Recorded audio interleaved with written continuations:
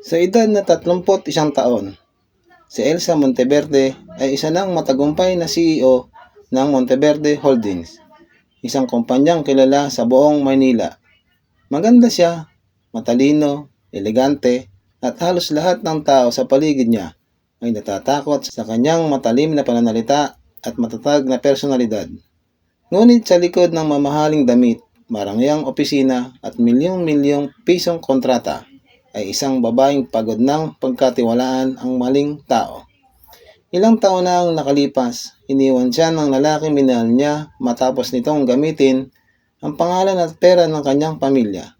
Simula noon, ipinangako ni Elsa sa sarili na hindi na siya muling magpapadala sa pag-ibig. Para sa kanya, ang pagmamahal ay kahinaan. Hanggang isang araw, may isang lalaking tahimik na pumasok sa kanyang buhay, isang janitor. Ang pangalan niya ay Elias Ramirez. Hindi tulad ng mga lalaking nakapaligid kay Elsa, hindi nakasuot ng mamahaling relo si Elias. Luma ang kanyang uniforme, simple ang sapatos at palaging tahimik habang nililinis ang mga pasilyo ng gusali. Ngunit may kakaiba sa kanyang mga mata, malalim, malungkot, at tila may tinatagong kwento. Isang gabi, halos alas 10 na nang matapos ang meeting ni Elsa. Pagod na pagod siya habang naglalakad palabas ng conference room. Hawak niya ang kanyang laptop at ibang dokumento nang biglang matisod siya sa gilid ng carpet. Bago pa siya tuluyang matumba, may mabilis na kamay na sumalo sa kanyang braso. Mag-ingat po kayo. Napatingin si Elsa. Si Elias. Salamat. Malamig niyang sagot. Binitiwan agad siya ng lalaki at bumalik sa ginagawa nito. Napakunot ang noo ni Elsa. Karaniwang sinusubukan ng mga lalaki na mapalapit sa kanya. May mga manager na nag-aalok na ihatid siya. Mga negosyanteng nagyayang mag-dinner. Ng mga mayamang lalaki na gustong manligaw. Pero si Elias, wala man lang pakialam. Kinabukasan, nakita na naman niya ito. Ikaw yung janitor na tumulong sa akin kagabi, di ba? Tumango si Elias. Opo. Anong pangalan mo? Elias. Buong pangalan, Elias Ramirez. Tumango si Elsa. Salamat ulit. Ngumiti ng bahagya si Elias. Walang anuman po, ma'am. At muli siyang iniwan. Hindi niya alam kung bakit pero buong araw na naiisip ni Elsa ang lalaki. Habang lumilipas ang mga araw, napapansin ni Elsa na palaging may kakaibang kilos si Elias. Kapag may nagtatalo sa gusali, agad itong alerto.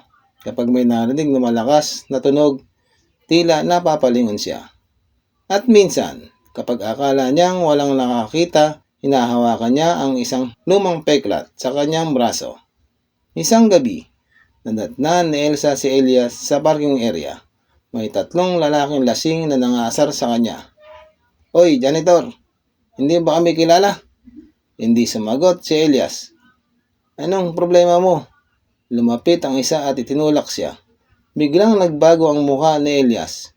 Hinawakan niya ang kamay ng lalaki at mabilis na pinilipit ang braso nito. Isang galaw lamang, bumagsak ang lalaki sa sahig. Nanlaki ang mga mata ni Elsa. Hindi iyon kilis ng isang ordinaryong janitor. Nabilis na napansin ni Elias ang presensya niya. Ma'am, saan mo natutuhan na yon? Hindi sumagot si Elias.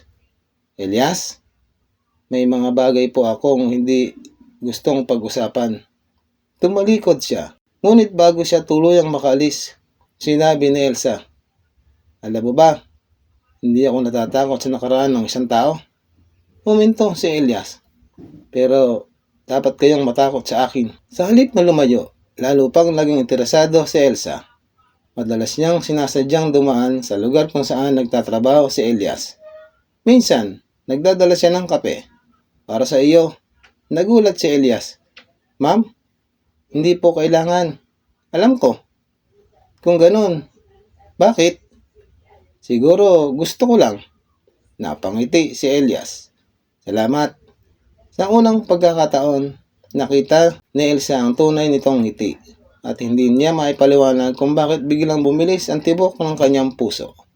Samantala, napansin din ni Elias ang pagbabago kay Elsa.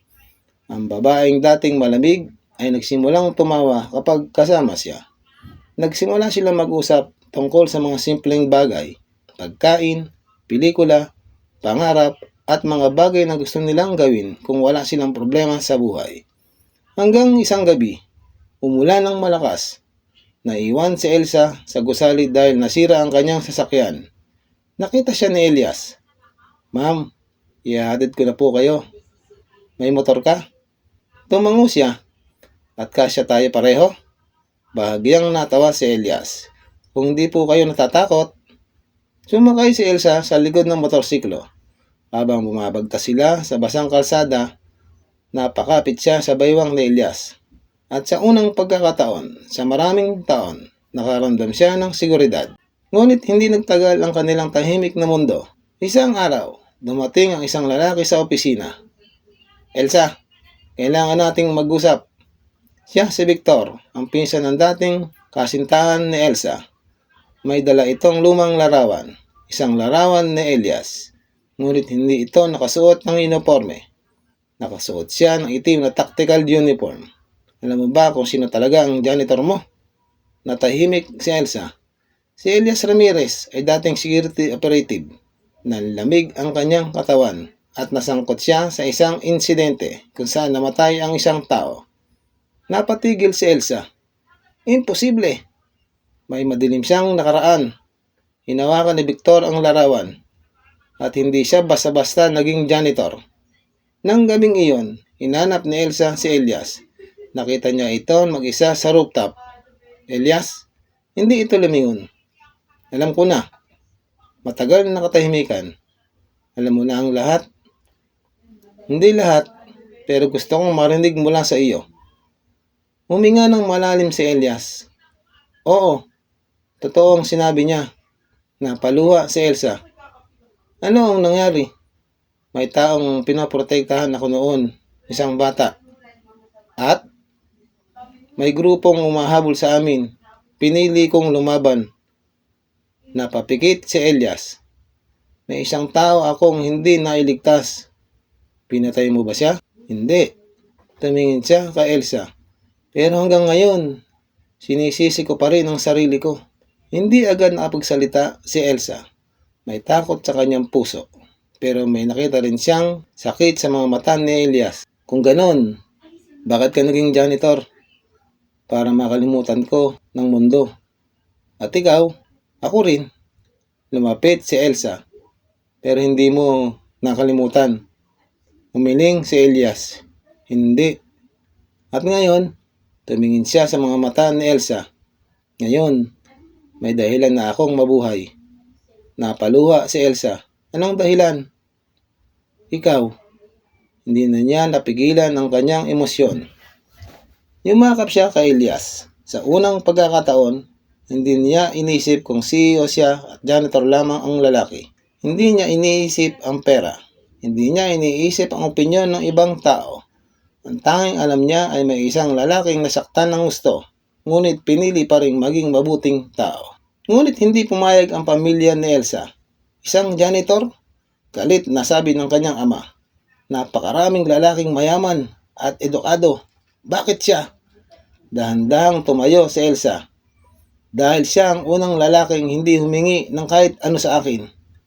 "Sinisira mo ang pangalan ng pamilya." "Kung ang pangalan ng pamilya natin ay nangangahulugang kailangan kong talikuran ang taong mahal ko, hindi ko iyon kailangan." Samantala, si Elias ay nagpasya namang lumayo. Ayaw niyang maging dahilan ng problema ni Elsa. Iniwan niya ang trabaho. At nang malaman iyon ni Elsa, hinanap niya siya sa buong lungsod. Natagpuan niya si Elias sa isang maliit na bahay malapit sa dagat. "Alam mo ba, basta mo akong iiwan?" Nagulat si Elias. "Elsa, buong buhay ko, tinatakbuhan ko ang pag-ibig." Lumapit siya. Ngayon lang ako nagkaroon ng lakas ng loob na harapin ito." "Hindi ako karapat-dapat sa iyo." Hinawakan ni Elsa ang kamay niya. "Hindi ko kailangan ng perpektong lalaki." Napangiti siya habang naluluha. Kailangan ko ng lalaking totoo. Makalipas ang ilang buwan, nagbago ang buhay ni Elias. Hindi siya ginawang empleyado ni Elsa. Hindi rin siya binigyan ng pera. Sa halip, tinulungan siyang magsimulang muli.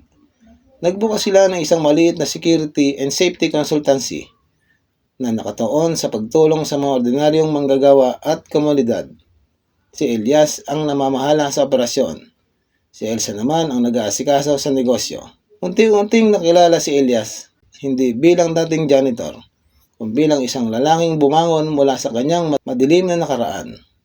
Isang taon na ang lumipas. Sa parehong gusali kung saan sila unang nagkita, muling naglakad si Elsa. May hawak siyang maliit na kahon. Nakita niya si Elias. Lumuhod siya sa harap nito. Elias Ramirez. Nagulat ang lalaki. Pwede ba kitang tanungin? Elsa? Pwede ba kitang makasama habang buhay? Napatawa si Elias habang nangingilid ang luha. Kala ko ako ang dapat gumawa niyan. Naunahan kita. Natawa silang dalawa. At sa harap ng mga taong minsang humusga sa kanilang relasyon, niyakap ni Elias si Elsa. Dahil sa huli, natutunan nilang pareho na ang tunay na pagmamahal ay hindi nakikita sa posisyon, pera, damit o pangalan. Minsan ang pinakamahalagang taong darating sa buhay mo ay ang taong hindi mo inaasahan. Isang CEO, isang janitor, dalawang taong nagmula sa magkaibang mundo, ngunit parehong may pusong naghahanap ng tahanan. At sa kabila ng madilim na nakaraan ni Elias, pinatunayan ni Elsa na ang isang tao ay hindi dapat husgahan sa mga pagkakamaling ginawa niya noon. Dahil minsan, ang pag-ibig ang naging dahilan para piliin nating maging mas mabuting tao. At mula sa araw na iyon, hindi na sila tinawag ng kanilang kwento na CEO at janitor. Tinawag nila itong ang pag-ibig na hindi sumusuko. Wakas.